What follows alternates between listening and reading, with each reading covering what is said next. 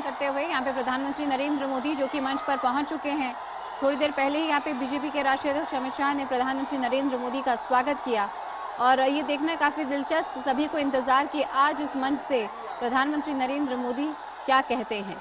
तो ये महत्वपूर्ण महारैली आप देख सकते हैं बीजेपी की, शंखनाद पहले हो चुका है चुनावों का और मुजफ्फरनगर की यहाँ पे सफलतापूर्वक हो चुकी रैली के बाद आज मौका है गया का, जहां पर धावा बोलने आए हैं प्रधानमंत्री नरेंद्र मोदी।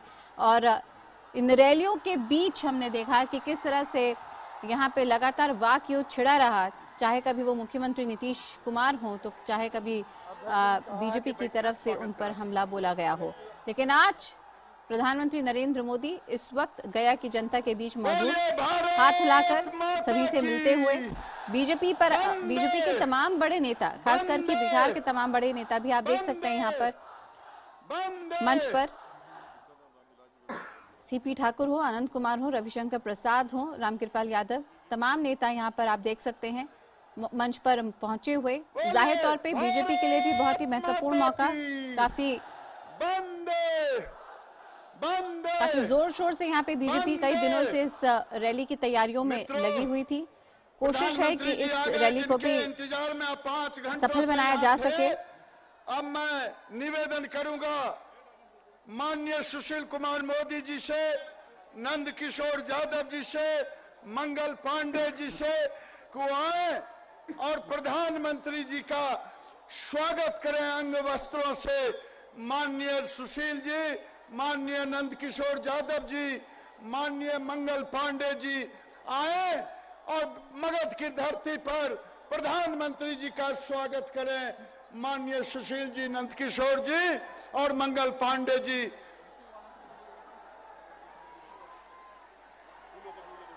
मैं निवेदन करूंगा प्रेम कुमार जी से, हाँ प्रेम कुमार जी से, सुशील सिंह से, कृष्ण कुमार जी से कि आए और प्रधानमंत्री। तस्वीरें अपने आप में भव्य हैं, भव्य इसलिए हो जाती हैं क्योंकि मंच पर हैं यहाँ पर देश के प्रधानमंत्री नरेंद्र मोदी, और सिर्फ देश के प्रधानमंत्री नहीं बल्कि बीजेपी के तो स्टार कैंपेनर मधुसूदन जी। यहाँ पे यही बहुत बड़ा सितारा है बीजेपी के पास, जिसके पूते अब तक तमाम विधानसभा जीते और अब उम्मीद है कि बिहार भी नाम हो। ये जो बिहार में जिस तरह से कहा जा रहा है कि कोई मुख्यमंत्री का कैंडिडेट वो सामने नहीं ला रहे हैं, उसके नाम पर नहीं लड़ रहे, बल्कि मोदी के नाम पर ही चुनाव लड़ा जा रहा है और मोदी ही इसका नेतृत्व कर रहे हैं। आप देखिए कि सबसे बड़ी बात तो ये कि गया में ये जो नक्सलवादी हैं, माओवादी हैं, उन्होंने आज विरोध दिवस मनाने की बात कही थी। तब भी जो उपस्थिति दिखाई दे रही है आपके द्वारा प्रसारित चित्रों में, उससे साफ पता चलता है कि रैली में काफ़ी भीड़ है। मुजफ्फरपुर में भी बहुत बड़ी भीड़ इकट्ठा हुई थी और यहाँ भी। इसके साथ साथ अब ये दो जगह और रैली करने वाले हैं, एक सहरसा और फिर इसके बाद शायद बेगूसराय। अब आप देखिए कि 4 जगह ये रैली कर इसका श्री गणेश करेंगे और इसके बाद जगह जगह इनकी रथ यात्राएं शुरू होंगी। तो मोदी जो हैं वो उनके भाषण कला जो है उनकी, उसमें तो कोई उनका सानी है नहीं, बात करने में तो वो माहिर हैं और लोगों को खींचने में माहिर हैं। तो ये बात आप सही कह रही हैं कि जब मोदी वहाँ दिखाई दे रहे हैं तो और लोग भी दिखाई दे रहे हैं तो वो सफलता की ओर जाती हुई प्रतीत होती है जाहिर तौर पे। तो यहाँ पे प्रधानमंत्री नरेंद्र मोदी सबसे बड़ा चेहरा बीजेपी के लिए, और सीधे मैदान में प्रधानमंत्री नरेंद्र मोदी ने ही इस वक्त इस मोर्चे को संभाल रखा है।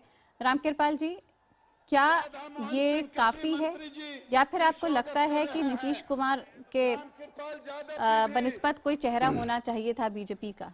देखिए, मैंने आपसे कहा ना कि बीजेपी इससे पहले 5 विधानसभाओं का चुनाव लड़ चुकी है मोदी जी के प्रधानमंत्री बनने के बाद 5 विधानसभाओं में। उससे दिल्ली चुनाव से पहले सवाल किसी ने किया था, मैंने कहा भाई देखो 4 चुनावों में नकाब पहन के बीजेपी उतरी थी, गोल्ड मेडल ले गई। दिल्ली में आप बेनकाब क्यों होने जा रहे हैं? एक जगह आप बेनकाब हुए, हार गए। तो आप जब बिना मुख्यमंत्री बताए हुए कौन होगा नहीं होगा कुछ भी नहीं है, चारों जगह जीत गए आप। महाराष्ट्र जीत गए, गुजरात जीत गए, ये हरियाणा जीत गए और आपका ये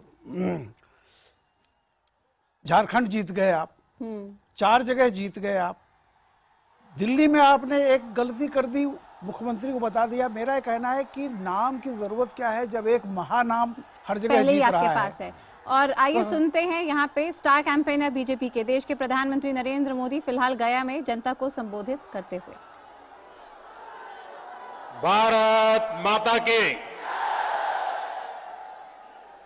भारत माता की। ये जो ऊपर हैं, अगर आप में से कोई नीचे गिरा तो मेरा क्या होगा?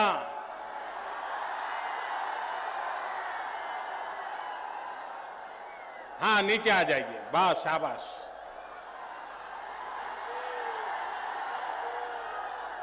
देखिए, ऐसा मत कीजिए, जगह बहुत कम पड़ गई है तो आपको तकलीफ हो रही है। मैं देख रहा था कि एयरपोर्ट से यहां तक पूरे रास्ते भर ऐसा ही मानव मेघ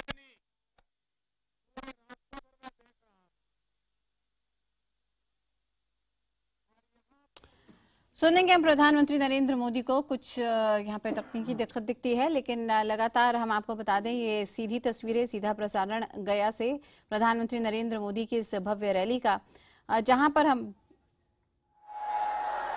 गया वालों से मेरी एक शिकायत है, करूं? शिकायत करूं? आप बुरा नहीं मानोगे ना? पक्का नहीं मानोगे? मैं गया लोकसभा के चुनाव के समय भी आया था, इसी मैदान में आया था, और करीब करीब इसी समय आया था, और चुनाव पीक पर थे तब आया था। मैं खुद चुनाव लड़ रहा था, लोकसभा का चुनाव था, प्रधानमंत्री बनाने का निर्णय करना था, लेकिन उस सभा में तो इससे आधे लोग भी नहीं आए थे, और आज उससे डबल से भी ज्यादा मैं देख रहा हूं। हवा का रुख मुझे पता चल रहा है, लेकिन मेरी ये शिकायत प्यार की है, नाराजगी की नहीं है। ये शिकायत आपको अभिनंदन करने के लिए है, आपको बधाई देने के लिए है। कमाल कर दिया है आज गया वालों ने।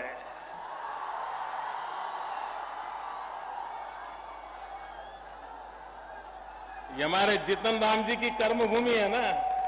हाँ।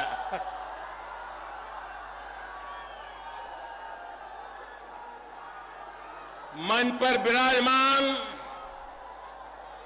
भारतीय जनता पार्टी के राष्ट्रीय अध्यक्ष श्रीमान अमित भाई शाह, प्रदेश भाजपा के अध्यक्ष श्रीमान मंगल पांडे जी, केंद्र में मंत्री परिषद के मेरे वरिष्ठ साथी श्रीमान रामविलास पासवान जी, हम पार्टी के संस्थापक और बिहार के पूर्व मुख्यमंत्री श्रीमान जीतन राम मांझी जी, केंद्रीय मंत्री एवं रालोसपा के राष्ट्रीय अध्यक्ष श्रीमान उपेंद्र कुशवाहा जी, बिहार विधानमंडल के नेता श्रीमान सुशील कुमार मोदी जी,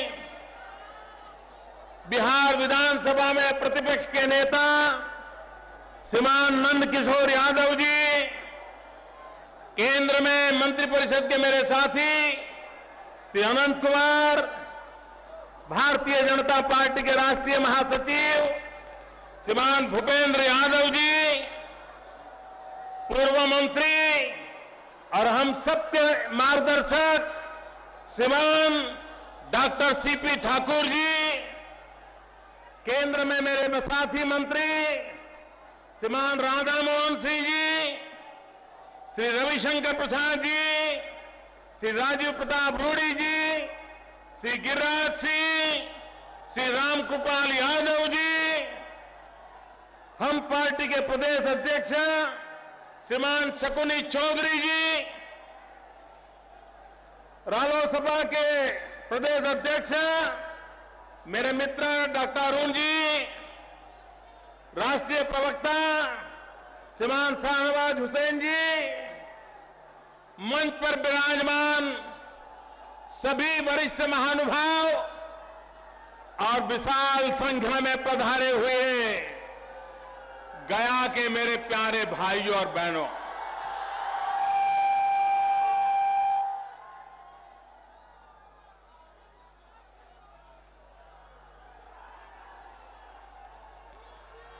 भाइयों बहनों, चुनाव बहुत जल्द आ रहे हैं और मैं साफ देख रहा हूं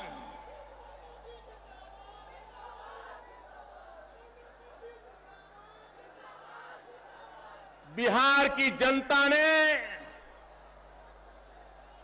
दो फैसले कर लिए हैं। बिहार की जनता ने दो निर्णय कर लिए हैं। एक निर्णय बिहार के जीवन में, बिहार के विकास में, बिहार का भाग्य बदलने के लिए एक आधुनिक, ताकतवर नया बिहार बनाने का निर्णय कर लिया है और दूसरा निर्णय बिहार की जनता ने कर लिया है परिवर्तन का। 25 साल से जिनको झेला है, जिनके हर जुल्म को झेला है, जिनके अहंकार को झेला है,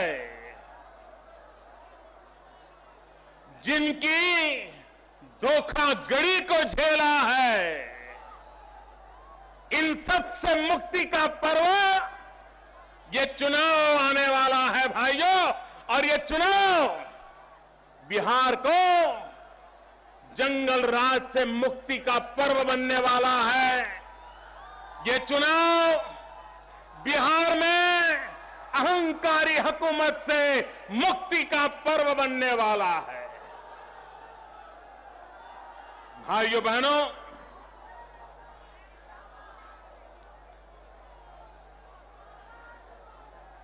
पच्चीस साल हो गए इन्हीं लोगों ने बिहार पर राज किया है। आप मुझे बिहार बताइए मेरे भाइयों बहनों, आज जैसे 25 साल बीते हैं, अगर आने वाले 5 साल भी ऐसे बीते तो नौजवान बर्बाद हो जाएगा कि नहीं हो जाएगा? आपका भविष्य तबाह हो जाएगा। आपको बिहार छोड़ करके रोजी रोटी के लिए कहीं जाना पड़ेगा। बूढ़े मां बाप को छोड़ना पड़ेगा।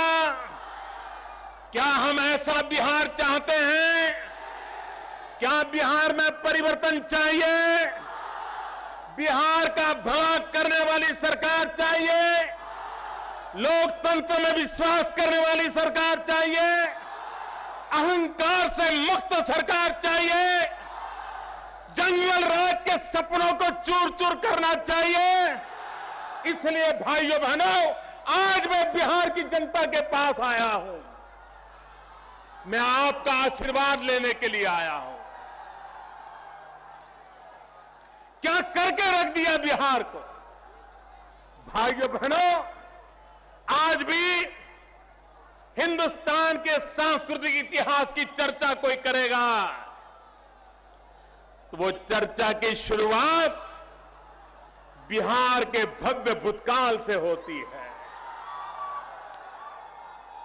आज भी विश्व में अहिंसा का संदेश की कोई चर्चा करता है तो भगवान बुद्ध का स्मरण करता है, जो बात बिहार से प्रारंभ होती है।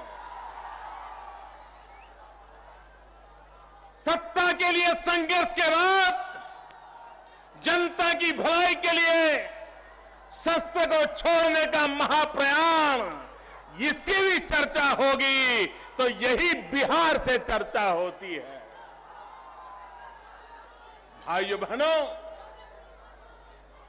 विज्ञान हो, संस्कृति हो, इतिहास हो, वीरता हो, पराक्रम हो, कोई ऐसा विषय नहीं है हिंदुस्तान जब भी उसकी चर्चा करे तो चर्चा का प्रारंभ बिहार से होता है। ऐसी ये महान भूमि, ऐसी ये पवित्र भूमि, उसके सपनों को सत्ता के नशे में बैठे लोगों ने चूर चूर कर दिए। मेरे भाइयों बहनों, चूर चूर कर दिए।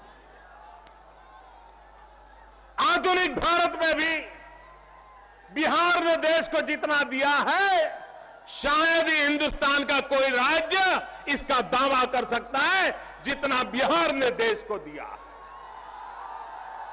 जो बिहार देश को उत्तम मानव संसाधन दे सकता है, आज हिंदुस्तान का कोई राज्य ऐसा नहीं होगा जिस राज्य में बिहार का नौजवान आईएएस बनकर के न बैठा हो, आईपीएस बनकर के न बैठा हो। कोई राज्य नहीं होगा।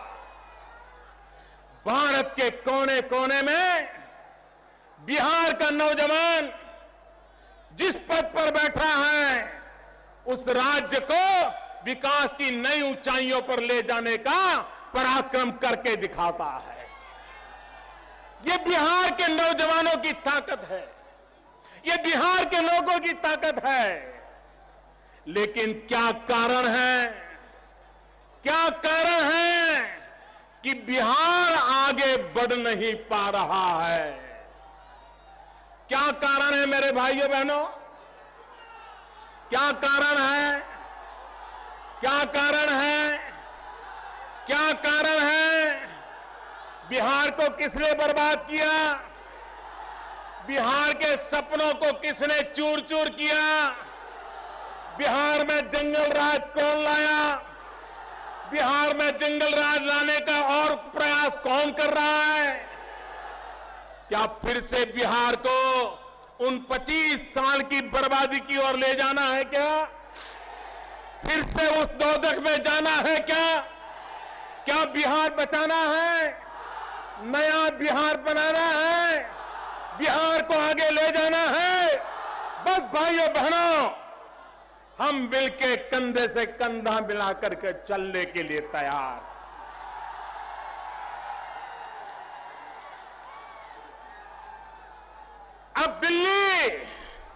अब दिल्ली बिहार के साथ है। अब दिल्ली बिहार का भाग्य बदलने के लिए आपकी सेवा में तैनात है। और इसलिए मेरे भाइयों बहनों, आज मैं आपके पास आया हूं बिहार के जीवन को बदलने के लिए, एक अच्छी सरकार चुनने के लिए, आपको प्रार्थना करने के लिए आया। बिहार की जनता ने पिछले लोकसभा के चुनाव में मुझ पर इतना प्यार बरसाया, इतना प्यार बरसाया भाइयों बहनों, मैं उस प्यार को ब्याज समेत लौटाना चाहता हूं। विकास करके लौटाना चाहता हूं, लेकिन जो विकास के लिए प्रतिबद्ध हो, ऐसी सरकार यहां होना जरूरी है। भाइयों बहनों, गंगा जी तो बहती है, लेकिन अगर हम उल्टा लोटा लेकर के जाएंगे तो कोई एक बूंद भी पानी घर नहीं ले पाएंगे। दिल्ली से विकास की गंगा तो बह रही है, लेकिन यहां के शासकों का अहंकार वो उल्टा लोटा पकड़े हुए हैं ताकि दिल्ली के विकास की गंगा बिहार के गांव गली में न पहुंचे। पिछले दिनों जब मैं बिहार आया था, अनेक योजनाएं का शिलान्यास किया। 10-10 साल से रुकी पड़ी थी, कोई देखने को तैयार नहीं था। भाइयों बहनों, यही लोग दिल्ली की सरकार को चलाते थे और आज वही लोग साथ मिलकर के बिहार के लोगों को फिर से एक बार जंगल राज की ओर घसीटने के लिए, अपने निजी स्वार्थ के लिए तैयार बैठे हैं। आप मुझे बताइए भाई, ये जो राजनीतिक लाभ लेने के लिए गठबंधन हुआ है,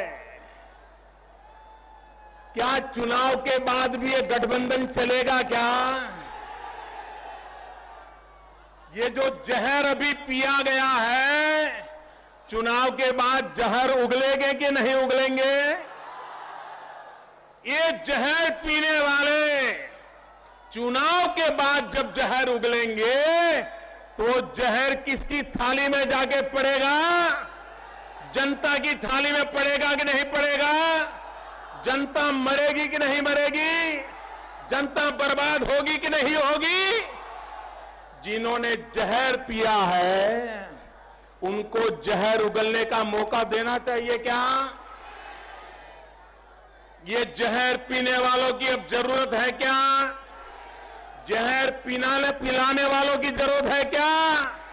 मुझे तो पता ही नहीं चल रहा कि बिहार में भुजंग प्रसाद कौन है और चंदन कुमार कौन है, मुझे तो पता ही नहीं चल रहा। ये नए भुजंग प्रसाद, नए चंदन कुमार, पता नहीं कौन किसको जहर पिला रहा है, कौन किसका जहर पी रहा है, लेकिन इतना मुझे पता है, चुनाव समाप्त होते ही ये जहर उगलना शुरू करेंगे और बिहार को बर्बाद करने में अब जंगल राज के साथ जहरीला वातावरण भी आने वाला है। और इसलिए मेरे भाइयों बहनों, बिहार को बचाने के लिए समय की मांग है। अब देखिए, भारतीय जनता पार्टी की सरकार क्यों बनानी चाहिए? भारतीय जनता पार्टी की सरकार क्यों बनानी चाहिए?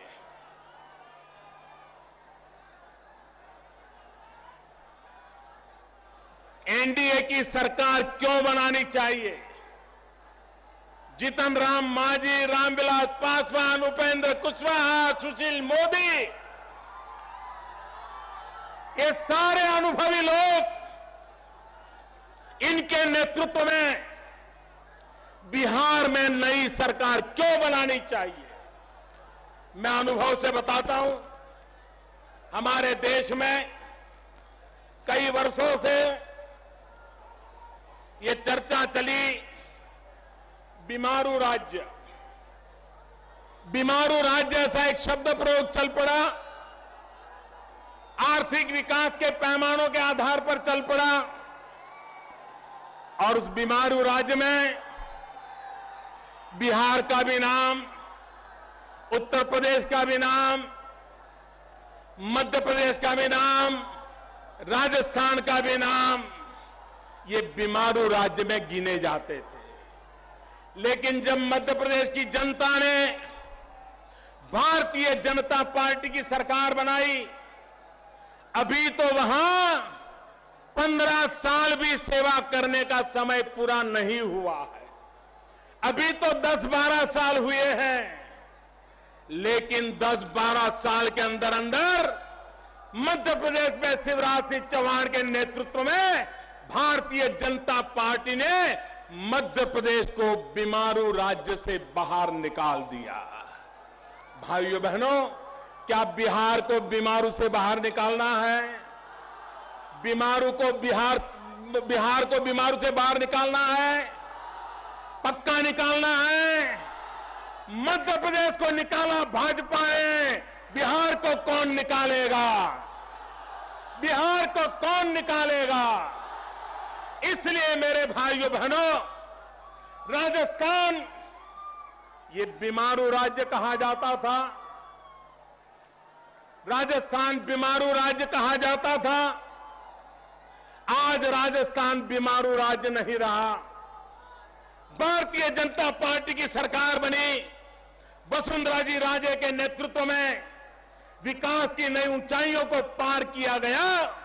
आज राजस्थान बीमारू राज्य से बाहर निकल गया। क्या मेरे भाइयों बहनों, बिहार बीमारू राज्य से बाहर आ सकता है? आ सकता है? आ सकता है? क्या हम ला सकते हैं? हम ला सकते हैं। आप मदद करोगे? आप आशीर्वाद दोगे? मैं आपको वादा करता हूं, 5 साल के भीतर भीतर हम बिहार को बीमारू राज्य से बाहर निकाल देंगे। भाई, आज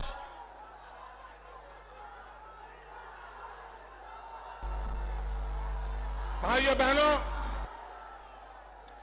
दुनिया में कई देशों में मुझे जाने का सौभाग्य मिला। एशिया के कई देशों में जाने का सौभाग्य मिला और वहां पर बड़े से बड़े राजनेता को अगर मिलना हुआ हो, वहां के उद्योगकारों को मिलना हुआ हो, वहां के साहित्यकारों को मिलना हुआ हो, वहां के छोटे मोटे व्यापारियों से मिलना हुआ हो, वहां के सरकारी अफसरों से मिलना हुआ हो, हर किसी ने मुझसे एक बात कही। क्या कहा? हर किसी ने कहा, जिन जिन देशों में बुद्ध धर्म का प्रभाव है, बुद्ध परंपरा का प्रभाव है, उन सभी देशों के मुखियाओं ने कहा कि एक बार तो बौद्ध गया जाने की इच्छा है। दुनिया का हर व्यक्ति जो बौद्ध परंपरा से जुड़ा हुआ होता है, कम्युनिस्ट विचारधारा के नेता भी मिले, वो भी मुझे कहते हैं कि एक बार बौद्ध गया के दर्शन करने के लिए जाना है। भाइयों बहनों, जितने यात्री ताजमहल देखने के लिए आते हैं, उससे ज्यादा यात्री बौद्ध गया में माथा टेकने के लिए आने को तैयार है। मुझे बताइए, क्या हमें बौद्ध गया को ऐसा बनाना चाहिए कि नहीं बनाना चाहिए कि जिसके कारण वहां से नौजवान नीचे उतर जाए? भाई, बौद्ध गया से ऐसा विकास हो, टूरिज्म का एक ऐसा क्षेत्र बने ताकि दुनिया भर में बुद्ध को मानने वाले लोग बुद्ध गया आने के लिए उनको व्यवस्था मिले। और इतनी बड़ी मात्रा में अगर यात्री आएंगे, मुझे बताइए, इस इलाके में कभी गरीबी रहेगी क्या? टूरिज्म एक ऐसा उद्योग है, टूरिज्म एक ऐसा क्षेत्र है जहां कम से कम पूंजी से ज्यादा लोगों को रोजगार मिलता है। अगर एक बार बुद्ध गया में विश्व भर के यात्रियों का आना सिलसिला चालू हो जाए और बहुत बड़ी मैयात हो जाए, इस इलाके के कोई नौजवान को बेरोजगार रहने की नौबत नहीं आएगी। इतनी ताकत है उसमें, और गरीब से गरीब आदमी कमाता है। ऑटो रिक्शा वाला भी कमाएगा, बिस्किट बेचने वाला भी कमाएगा, चने मुरमुरे बेचने वाला भी कमाएगा, खिलौने बेचने वाला कमाएगा, फूल बेचने वाला कमाएगा, अरे चाय बेचने वाला भी कमाएगा।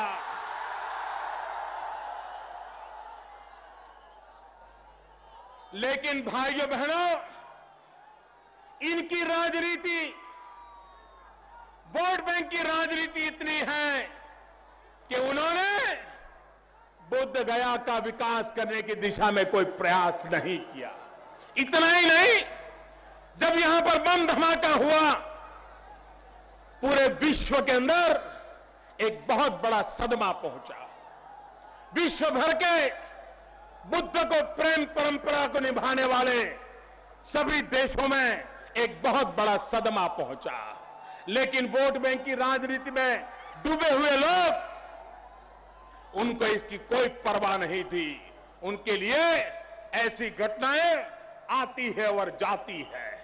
भाइयों बहनों, मुझे ये स्थिति बदलना है। मुझे बोध गया को पूरे एशिया में लोगों का तीर्थ क्षेत्र के रूप में परिवर्तित करना है और मुझे आगे बढ़ाना है। भाइयों बहनों, बोध गया, ये गया पितृ तर्पण का स्थान है। हिंदुस्तान का हर युवक, हर बेटा बेटी, जब पितृ तर्पण की बात आती है तो उसका एक सपना रहता है कि मेरे स्वर्गीय पिता का तर्पण मैं गया जी में जाकर के करूं। हिंदुस्तान भर के लोगों का यह सपना है कि नहीं है? पितृ तर्पण के लिए लोग आते हैं कि नहीं आते हैं? 125 करोड़ का देश, हर वर्ष करोड़ों बड़ी आयु के लोग स्वर्ग सिधाते हैं। उनके संतान पितृ गया में आकर के तर्पण करना चाहते हैं। करोड़ों लोग आने के लिए तैयार बैठे हैं, लेकिन यहां के समाचार सुनते हैं और इसके लिए आते नहीं हैं। वो पितृ भी नाराज होते हैं और यहां के लोगों की रोजी रोटी को भी नुकसान होता है। मुझे बताइए मेरे भाइयों बहनों, हर हिंदुस्तानी का पितृ तर्पण का सपना ये पूरा हो, ये व्यवस्था अच्छी होनी चाहिए कि नहीं होनी चाहिए? यहां के लोगों को रोजगार मिलना चाहिए कि नहीं मिलना चाहिए? आप मुझे बताइए, विकास करने की दिशा में अगर आगे बढ़ना है भाइयों बहनों, लेकिन अगर जंगल राज पार्ट 2 ये अगर आया, फिर तो सब बर्बाद हो जाएगा। व्यक्ति जेल में जाता है, कोई व्यक्ति जेल में जाता है तो क्या सीख करके आता है भाई? कोई जेल में जाकर के आता है तो क्या सीख करके आता है? कोई अच्छी चीजें सीख करके आता है क्या? बुरी बुरी चीजें सीख करके आता है ना? जितनी बुराइयां सब लेकर के आता है कि नहीं आता है? जंगल राज पार्ट 1 में जेल का अनुभव नहीं था। जंगल राज पार्ट 2 में अब जेल का अनुभव जुड़ गया है और इसलिए बर्बादी की संभावना ज्यादा बढ़ गई है। और इसलिए मैंने पिछली बार जब आया तब मैंने कहा था, आरजेडी का सीधा सीधा मतलब है रोजाना जंगल राज का डर। आरजेडी का सीधा सीधा मतलब है रोजाना जंगल राज का डर। और जो लोग अब उनके साथ जुड़ गए हैं, आपने देखा होगा अभी पटना में सवेरे सवेरे भारतीय जनता पार्टी के कार्यकर्ता को गोलियों से भून दिया गया, मौत के घाट उतार दिया गया। पटना में हुआ, इनके नाक के नीचे हुआ। भाइयों बहनों, ये जंगल राज की शुरुआत में है कि नहीं है? ये जंगल राज की शुरुआत है कि नहीं है? और इसके कारण ये जो जंगल राज पार्ट 2 आ रहा है, जंगल राज प्लस जेल का अनुभव जुड़ रहा है, जंगल राज प्लस जहर उगलने का अवसर खड़ा किया जा रहा है। उस समय मेरे भाइयों बहनों, एक तरफ रोजाना जंगल राज का डर और दूसरी तरफ जनता का दमन और उत्पीड़न। जनता का दमन और उत्पीड़न, जेडीयू, जनता जे, दमन डी, उत्पीड़न यू। ये जेडीयू, ये जनता का दमन और उत्पीड़न, और वो आरजेडी रोजाना जंगल राज का डर। आप मुझे बताइए, बिहार को ऐसे लोगों के हाथ में सौंपा जा सकता है? 25 साल जिन्होंने बर्बाद किया, उनको मौका दिया जा सकता है? भाइयों बहनों, आपको हैरानी होगी, पूरे हिंदुस्तान में ये लालटेन वालों ने आपको अंधेरे में रखा है। अंधेरे में बिजली आती है भाई, बिजली आती है, बिजली मिलती है। परीक्षा का समय हो, पढ़ना है तो बिजली मिलती है क्या? बिजली मिलती है क्या? अंधेरे में गुजारा करना पड़ता है। मिट्टी के तेल पे भी गुजारा करना पड़ता है। पिछले चुनाव में यहां के नेता ने आपको वादा किया था बिजली देंगे।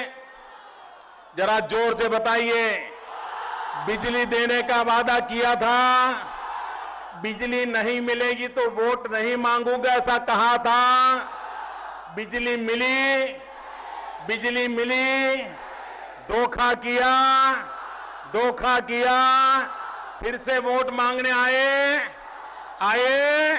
दूसरा धोखा किया। ये बार बार धोखा हो रहा है। आप सांझे में आ जाएंगे क्या?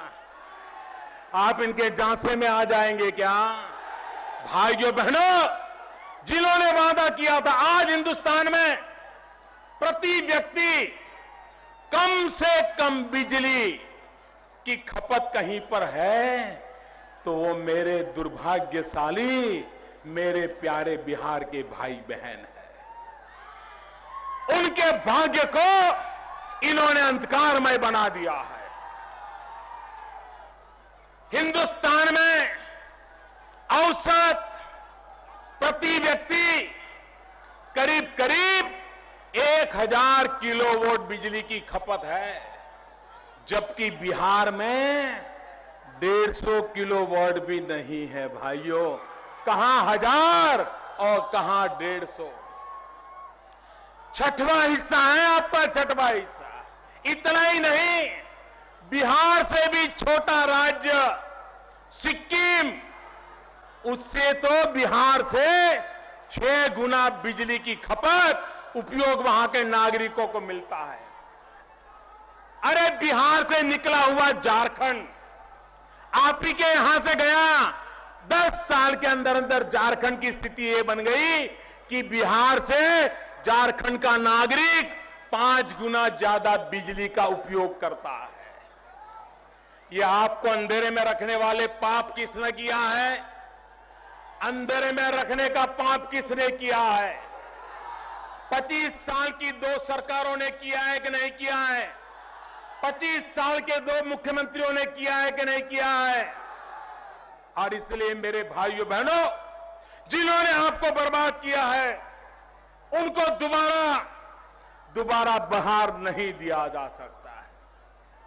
आप मुझे बताइए मेरे भाइयों बहनों, शिक्षा के क्षेत्र में आज मैंने कहा, हिंदुस्तान में कोई भी टीवी चैनल उठा लीजिए, आपको दो चार तो बिहार के तेजस्वी नौजवान उस टीवी चैनल के माध्यम से देश को संबोधित करते नजर आएंगे। ऐसी तेजस्वी लोगों की भूमि है। लेकिन यहां के नौजवानों को अवसर नहीं दिया जाता है। भाइयों बहनों, यहां के नौजवानों को अवसर नहीं दिया जाता है। टेक्निकल एजुकेशन में आज बिहार का क्या हाल है? अगर हमें नौजवानों को रोजगार देना है तो उनको टेक्निकल एजुकेशन देना पड़ेगा, स्किल डेवलपमेंट करना पड़ेगा, इंजीनियरिंग की कॉलेजों में शिक्षा देनी पड़ेगी, डिग्री इंजीनियरिंग करने पड़ेगा, डिप्लोमा इंजीनियरिंग करने पड़ेगा, सर्टिफिकेट कोर्स करना पड़ेगा। बिहार के अंदर नौजवानों को शिक्षा मिलनी चाहिए। लेकिन भाइयों बहनों, आज मुझे दुख के साथ कहना पड़ता है, आज बिहार का हाल क्या है शिक्षा में? 17 से 20 साल की उम्र के 80 लाख से भी ज्यादा नौजवान बिहार में हैं, जिनकी उम्र 17 और 20 साल के बीच में है। इन 80 लाख बच्चों के मां बाप, उनके सपने हैं कि उनके बेटों को इंजीनियरिंग में पढ़ने को मिले, डिप्लोमा करने का मौका मिले, डिग्री करने का मौका मिले, सर्टिफिकेट कोर्स करने का मौका मिले। लेकिन भाइयों बहनों, बिहार में यह सारा होने के बावजूद भी बिहार में इंजीनियरिंग कॉलेज की सीटें कितनी हैं भाइयों? आपको जानकर के हैरानी होगी कि बिहार में सिर्फ 25,000 सीट है। 25,000। 80 लाख नौजवान पढ़ना चाहते हैं, उसमें से 5 लाख 10 लाख तो इंजीनियरिंग में जाना चाहते होंगे, नहीं जाते होंगे। सिर्फ 25,000 सीट है और ये जिम्मेवारी बिहार सरकार की है। 25 साल हो गए, सिर्फ 25,000 सीट, इतना बड़ा बिहार।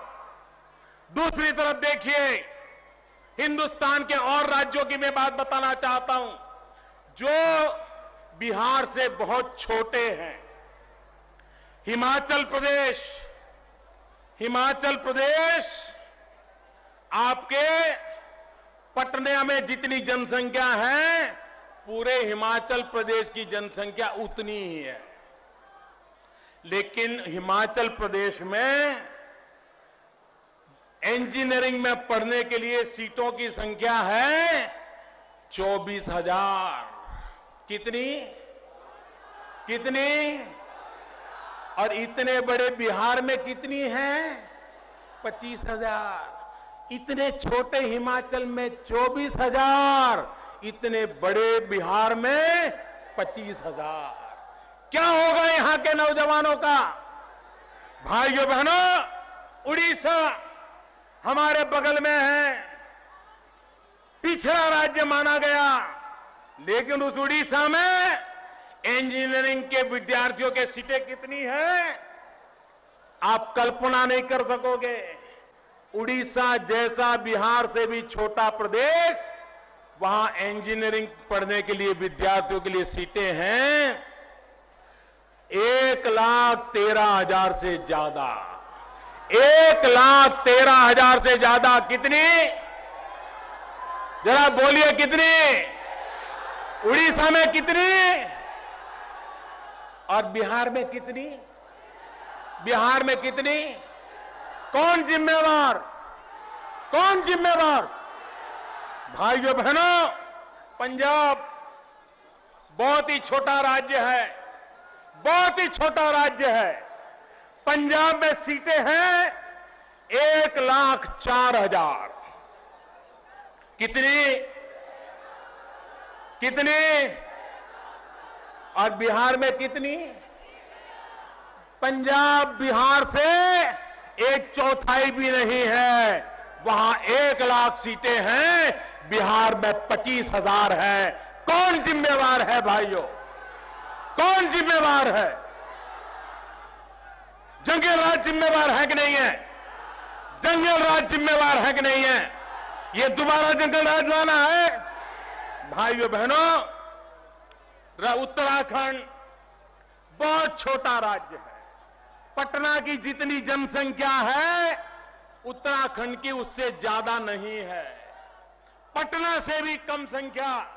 उसके बावजूद भी उत्तराखंड में इंजीनियरिंग पढ़ने की सीटों की संख्या है 40,000 से ज्यादा। कितनी? जरा मुझे जवाब दीजिए, कितनी? कितनी? और इतने बड़े बिहार में कितनी? इतने बड़े बिहार में कितनी? मुझे बताइए, बिहार के नौजवानों के साथ अन्याय है कि नहीं है? बिहार के नौजवानों का भाग्य बर्बाद किया जा रहा है कि नहीं किया जा रहा? क्या बिहार के नौजवानों को इंजीनियरिंग में पढ़ने का हक होना चाहिए कि नहीं होना चाहिए? उनको ये सुविधा मिलनी चाहिए कि नहीं मिलनी चाहिए? जिन्होंने सुविधा नहीं दी है उनको जाना चाहिए कि नहीं जाना चाहिए? उनको भगाना चाहिए कि नहीं भगाना चाहिए? और इसलिए मैं आज कहने आया हूं मेरे भाइयों बहनों, इसलिए मैं आज कहने आया हूं, बिहार के नौजवानों का भाग्य बदलना है तो शिक्षा में बदलाव लाने की जरूरत है। और शिक्षा में बदलाव एनडीए की सरकार ला सकती है, भारतीय जनता पार्टी की सरकार ला सकती है, बिहार का भाग्य बदल सकती है। और भाइयों बहनों, हर वर्ष बिहार में से जिनके मां बाप के पास कुछ पैसे हैं वे अपने बच्चों को पढ़ाने के लिए बिहार से बाहर भेजते हैं। करीब 4-5 लाख नौजवान, आप सोचिए दोस्तों, 4-5 लाख नौजवान पढ़ाई के लिए बिहार छोड़ करके, अपने मां बाप को छोड़ करके, यार दोस्तों को छोड़ करके कहीं न कहीं पढ़ने के लिए जाते हैं। और औसत एक एक युवक को पढ़ने के पीछे खर्चा करीब करीब 1 लाख रुपया आता है। साल का 1 लाख खर्चा आता है। मुझे बताइए, 4 लाख लोग बिहार से बाहर जाएं, हर वर्ष 1 लाख रुपया साथ साथ चला जाए तो बिहार का 4,000 करोड़ का नुकसान होता है कि नहीं होता है? 4,000 करोड़ का नुकसान होता है कि नहीं होता है? ये बिहार का 4,000 करोड़ बचना चाहिए कि नहीं बचना चाहिए? अगर बिहार का 4,000 करोड़ बचाना है तो बिहार के नौजवान को यहां पढ़ने के लिए सुविधा मिलनी चाहिए। और ये बिहार सरकार भारतीय जनता पार्टी की बनाई है, एनडीए की बनाई है, हम बना के रहेंगे मेरे भाइयों।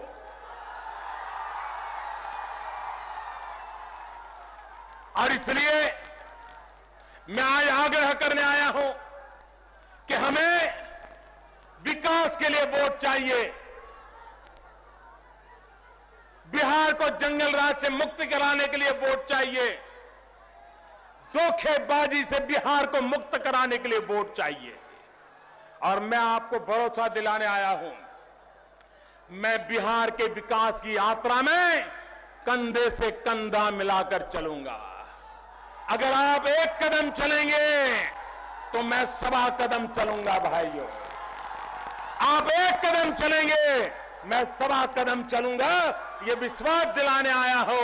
और इसलिए मैं आपसे आग्रह करता हूं कि चुनाव के समय भारी मतदान करके परिवर्तन ला करके रहिए, बिहार का भाग्य बदल के रहिए। बहुत बहुत धन्यवाद।